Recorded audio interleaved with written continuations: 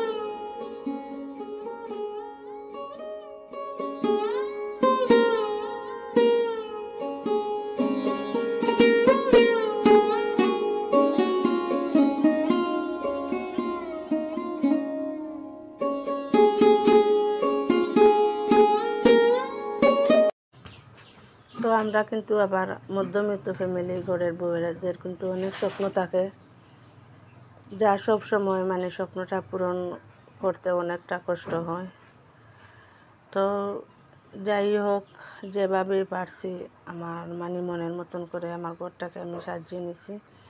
আর এই যে অনেক ডেস্ক দেখতে পাচ্ছেন, যখন আমি মানে প্রথম আলাদা হয় তখন এই যে ছোটো ছোটো ডেকের প্রতি আমার অনেকটা আকর্ষণ ছিল। আমার অনেকটা ভালো লাগতো ছোটো ছোটো ডেক। আমি মানে যে কোনো সময় আমি হাটে গেলে আমি ডেস্ক কিনে আনতাম।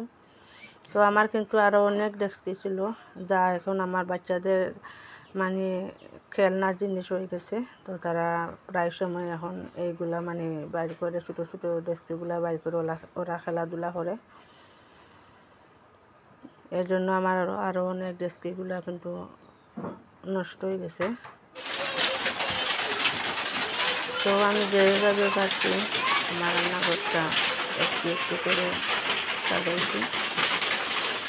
তো ইনশাল্লাহ আগামীতে কিন্তু ভালো করে ভিডিও দেওয়ার চেষ্টা করবো। আর এখন যেহেতু বর্ষাকাল, আমার এই রান্নাঘরে কিন্তু অনেক পানি ছিল, এখনও কিন্তু মানে পানিটা বাড়তে আছে। একদিন হলে মানে বাড়তেছে, একদিন হলে কমে, এরকমই।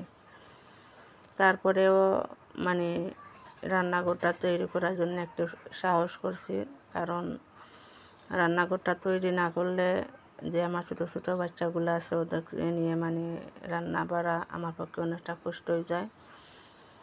তাই যেভাবে পারছি, জানি না আপনাদের কাছে কীরকম লাগছে, একটু একটু করে আমার ঘরটা সাজিয়েছি।